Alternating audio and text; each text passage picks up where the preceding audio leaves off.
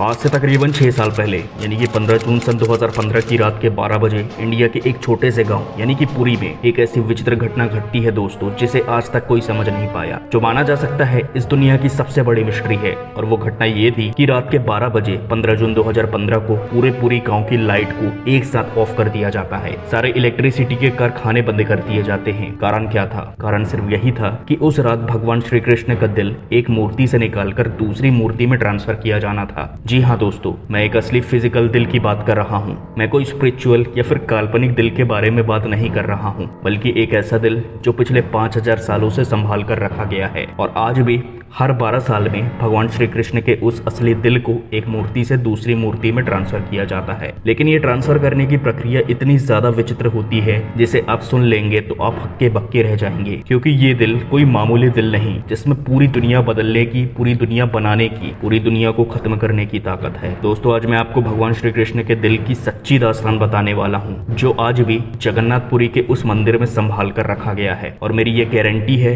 ये दावा है, ये कहानी और ये किस्सा सुनेंगे तो आप लोग चौंक जाएंगे और जिस किसी को भी बताएंगे वो अपने दांतों तले उंगलियां दबा लेंगे। अगर आप लोगों को भी ये किस्सा जानना है तो पूरी तरह से बने रहिए अंत तक।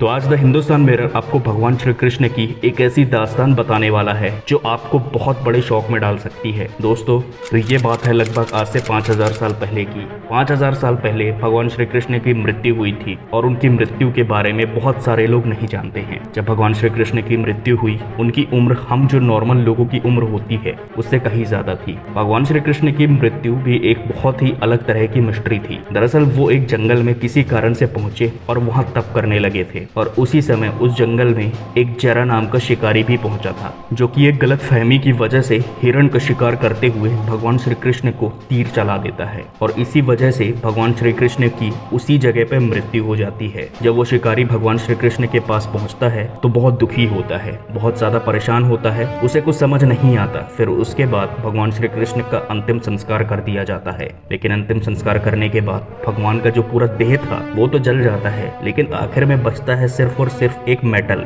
यानी कि एक धातु। लेकिन वो मेटल क्या था? वो मेटल कुछ और नहीं, वो भगवान श्री कृष्ण का दिल था। ये दिल कोई मामूली दिल नहीं था, यानी कि कोई मसल या फिर मांस से बना हुआ दिल नहीं था। उसमें किसी तरह के खून का कोई कतरा भी नहीं था, बल्कि मानो कि उसमें इलेक्ट्रिसिटी दौड़ रही थी। जैसे ही वो शिकारी वहां पहुंचा और उस दिल को हाथ लगाया तो वो दिल जोरों से वाइब्रेट करने लगा और एक साउंड क्रिएट करने लगा। वो बहुत ज्यादा घबरा गया। उसने सोचा कि मैं इसका क्या करूं। उसने सोचा मैं इस चीज को बेच देता हूं, इससे मुझे बहुत ज्यादा फायदा होगा। वो लगभग पूरे भारत का भ्रमण करता है इस दिल को बेचने के लिए। हालांकि वो शुरुआत में किसी को भी नहीं बताता कि आखिर ये चीज क्या है। उस जमाने में इलेक्ट्रिसिटी बहुत बड़ी बात थी, लोग सदमे में जा सकते थे। इस कारण से किसी ने भी इस दिल को हाथ लगाने से इनकार कर दिया, क्योंकि किसी को भी नहीं पता था कि आखिर ये झटके मारने वाली चीज है क्या। किसी को भी नहीं पता था कि ये भगवान श्री कृष्ण का दिल है। सभी लोग इस दिल को लेने से मना करते गए और वो शिकारी भी परेशान हो गया और आखिर में थक हार कर उस शिकारी ने उस दिल को एक लकड़ी के लट्ठे में बांधा और एक नदी में प्रवाहित कर दिया। और वो दिल बहता रहा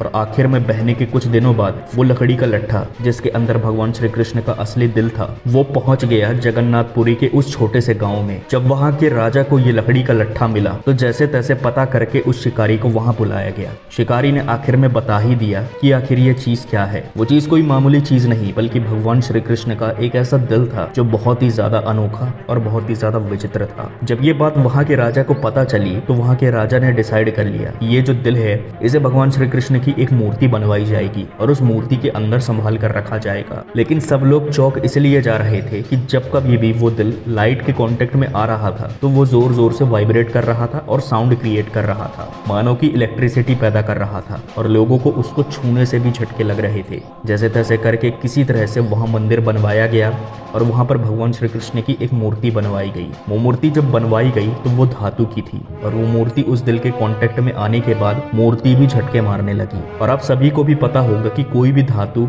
बिजली का गुड कंडक्टर होता है, लेकिन फिर ये चीज वहाँ के लोगों को समझी और वो मूर्ति को लकड़ी की बनाई गई। और वो लकड़ी की मूर्ति बनाई जाने के बाद उस मूर्ति के बीच में एक चैम्बर बनाया गया और उस चैम्बर में ही इस दिल को रखा गया। काफी साल बीतते चले गए, समय समय पर लकड़ी की मूर्ति को भी बदलना पड़ा और ये हर 12 साल में होता था, क्योंकि इसके पीछे एक कारण था। 12 साल होते होते वो जो दिल था उस लकड़ी की बनी मूर्ति में बदलाव लाना शुरू कर देता था। ऐसा लगता था जो वो मूर्ति है उस दिल की वजह से खराब हो रही थी। इसके पीछे का कारण कोई नहीं समझ पाया। आखिर में उस जमाने में किसी ने ये ढूंढ लिया कि इस दिल के अंदर से एक सिल्वर सी लिक्विड थी, वो निकलती है, उसी वजह से इस मूर्ति में खराबी आ जाती है और हर 12 साल में दिल को निकालकर दूसरी मूर्ति में डाला जाना होता है। और फिर बाद में जब ये घटना लोगों तक पहुंची तो ये रूल पास हो गया कि जब कभी भी भगवान श्री कृष्ण का दिल पुरानी मूर्ति से ट्रांसफर किया जाना होगा तो आंखों में पट्टी बंधी होगी, हाथों में ग्लव्स होंगे और पूरी शहर की लाइट को बंद करनी होगी, तभी तो कोई नहीं देख पाएगा। नहीं तो अगर कोई देख लेगा तो उसका डिजाइन कहो या आकृति वो लीक कर दी जाएगी।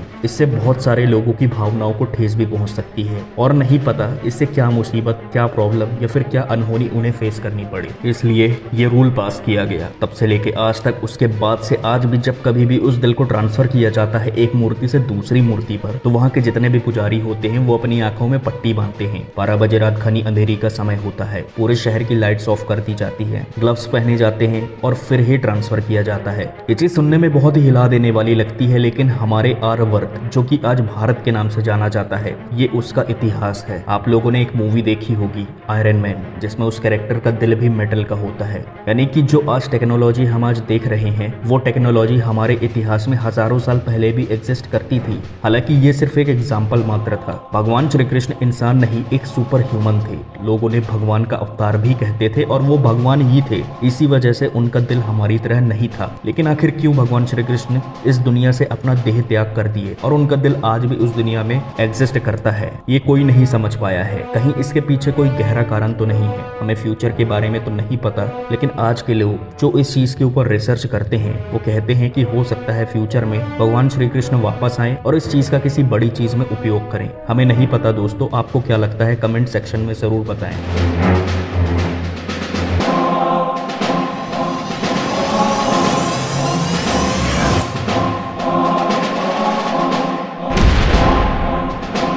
आपको पता है एक बहुत बड़ी यूनिवर्सिटी है जिसका नाम है MIT, वो भी एक इसी तरह का जो दिल है। मतलब कहते हैं ना कि आज भी लोग ट्राई कर रहे हैं कि इंसान की मृत्यु हो जाए तो उसका दिल ट्रांसप्लांट कर दे, मतलब उसके अंदर एक नकली दिल लगा के उसे जिंदा कर दे। तो वो लोग भी एक तरह का एक ऐसा ही दिल बनाने की कोशिश कर रहे हैं जो कि मेटल का ही होगा। तो मतलब ये टेक्नोलॉजी उस जमाने में भी एग्जिस्ट करती थी। टेक्नोलॉजी तो एग्जिस्ट करती थी, तभी तो भगवान बलराम खुद एक टेस्ट ट्यूब चाइल्ड थे। भगवान बलराम ही नहीं, महाभारत के बड़े पात्र यानी कि 100 कौरव, वो सारे भी टेस्ट ट्यूब चाइल्ड थे। उन्हें उनकी मां गांधारी द्वारा गर्भ से जन्म नहीं मिला था। मतलब वो जमाने में भी ये चीजें थी जो हम काफी समय पहले तक कल्पना भी नहीं कर सकते थे। बहुत सारी चीज तो हम आज सीखे हैं, लेकिन हमारी वाली जो वो वाली जनरेशन थी यानी हजारों साल पहले महाभारत काल, वो सारी चीजें देख चुकी है, समझ चुकी है। ब्रह्मास्त्र की बात कर लो जो कि रिलेट करता है न्यूक्लियर बॉम्ब से। दोस्तों वहीं पर अगर फिर से इस दिल की बात करें तो हमारे रिसर्चर्स का ये भी कहना है कि ये जो भगवान श्री कृष्ण का जो दिल है ना,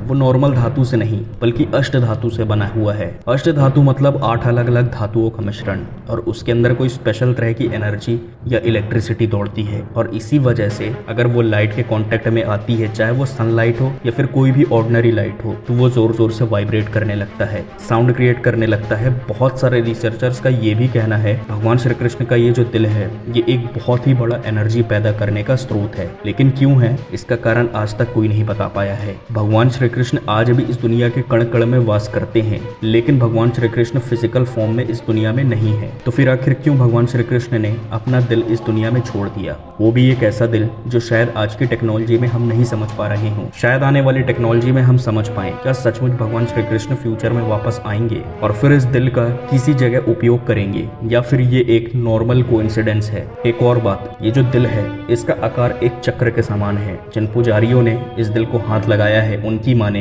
इंटरनेट की माने या फिर दूसरे स्रोत की माने, तो उनका यही कहना है कि ये एक चक्र की तरह गोल है जो कि सीधे सीधे रिलेट करता है भगवान जगन्नाथपुरी के मंदिर के उस चक्र के साथ जो कि बहुत ज्यादा विचित्र और अनोखा है, जो कि मंदिर के ऊपर लगा हुआ है। इस चक्र को जिस किसी भी दिशा से देखो वो चक्र सीधा सीधा आपको ही फेस करेगा। हालांकि इस मंदिर के अंदर बिल्कुल भी फोटोग्राफी या फिर फिल्मोग्राफी अलाउड नहीं है, इसलिए आपको किसी भी कंडीशन में कोई भी ये जो दिल है या फिर भगवान के मंदिर के अंदर की जो भी चीजें हैं वो नहीं दिखा सकते। लेकिन आज भी विश्वास मानो या ना मानो, ये जो मंदिर है ये ऐसे ऐसे अनोखे चमत्कारों से छुपा हुआ है दोस्तों, जिसे रिवील करना ये समझना लगभग नामुमकिन है। आपको क्या लगता है दोस्तों, कमेंट सेक्शन में जरूर बताएं। उम्मीद है आज का ये वीडियो आपको अलग और बहुत अच्छा लगा होगा। ये वीडियो अच्छा लगा हो तो वीडियो को लाइक करें और चैनल को सब्सक्राइब जरूर करिएगा, और इस वीडियो को जरूर शेयर करना अपने दोस्तों के साथ, सभी करीबी लोगों के साथ, ताकि लोगों को ये बहुत ही अनोखी और विचित्र चीज के बारे में पता चले।